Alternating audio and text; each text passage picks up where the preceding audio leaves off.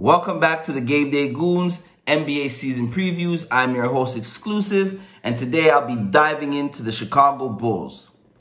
Now, the Chicago Bulls didn't really make too many moves in the offseason. Coming in, they got Javion Carter and Torrey Craig, and out went Pat Bev and Derek Jones Jr.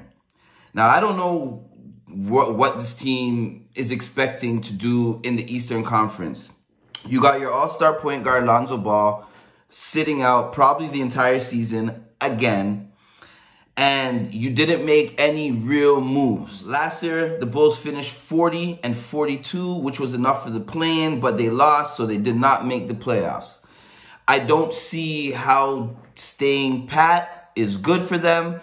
I think they should have done some moves to bring in some better pieces. They did re-sign Nikola Vucevic, but I don't think that moves the needle because we kind of seen what they did last year. One of my favorite players is DeRozan, and I want to see the Bulls succeed. So this standing pat thing for me, I don't understand it. I don't get it.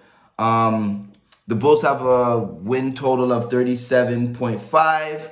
That's an over and under. I can't say they're going to go over it because they haven't done much. And a lot of teams, especially even within their own conference, have gotten better. So now you're going to be playing these guys even more. I think last year in their division, they went 7-9. 0-4 against the Cavs, 1-3 against the Pacers, 2-2 versus the Bucks. And then they swept the Pistons 4-0.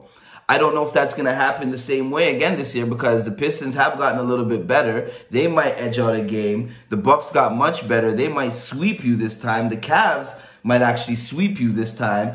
And the Pacers, who knows? You might be 3-1. So for the Bulls, I'm not sure they're going to exceed the 37.5 wins that they're projected to get this year. They do got some fantasy relevant players though. DeMar DeRozan, he's a stat stuffer. He has a ADP of 36.6. Last year, he averaged 24.5 points a game with 5.1 assists and 4.6 boards. That's really good for DeRozan. He also got 1.1 steals for you too. Now, we all know DeRozan doesn't shoot the three particularly well. He doesn't even shoot it at all. But in his words, why do I need to go and start shooting threes when only 38 more people have scored more points than me in the NBA's history? So I agree with what he's saying. He doesn't need to just be jacking up threes for the sake of jacking up threes because he is a mid-range god. He can get that. He's probably the best mid-range shooter in the NBA today. The most attractive fantasy player on the Chicago Bulls is Nikola Vucevic. He has an ADP of 33.3. And he's going to be consistent for you every night. Last year, he played all 32 games. So if you're looking for a consistent big man who's going to get you double digits in points, which he averaged 17.6 last year, 11 rebounds last year, then he's your guy, you know. They also have another stud in Zach LaVine. Zach LaVine, him and DeMar kind of have similar stats. They don't really have similar games because Zach LaVine does shoot the ball really well from three.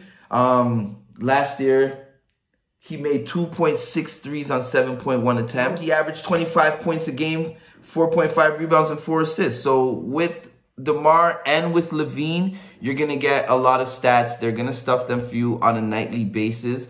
And both of them played pretty much a lot of games last year. So if you're looking for dynamic playmakers that are within the first 4 rounds, well, I wouldn't take them in round 1 or 2, but in the 3rd and 4th round, definitely look for Zach LaVine and DeMar DeRozan to be your guys. Team outlook for the Chicago Bulls. I kind of already touched on it.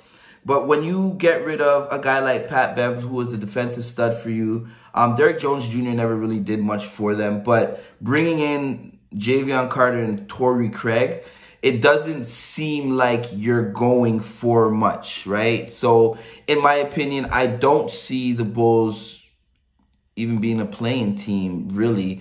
They definitely have the talent to do it, but just going off of the moves they made and the vibe of the team, like they really need to have a very good year from Ayo and Patrick Williams before I would even consider them being a play-in team. Now, they have play-in skill. Don't shoot me in the comments. The Bulls have play-in skill. They have enough personnel on that team to get it done, but will they get it done is my concern, right? Last year, we seen what they did. I'm not saying it was underwhelming, but it definitely wasn't overwhelming, right? But that's your rundown for the Chicago Bulls. I'm your host, Exclusive. Please be sure to like and subscribe to our channel. We will be doing this for all 30 NBA teams. Shout out our sponsors, Tenement, Game Day Goons. We out.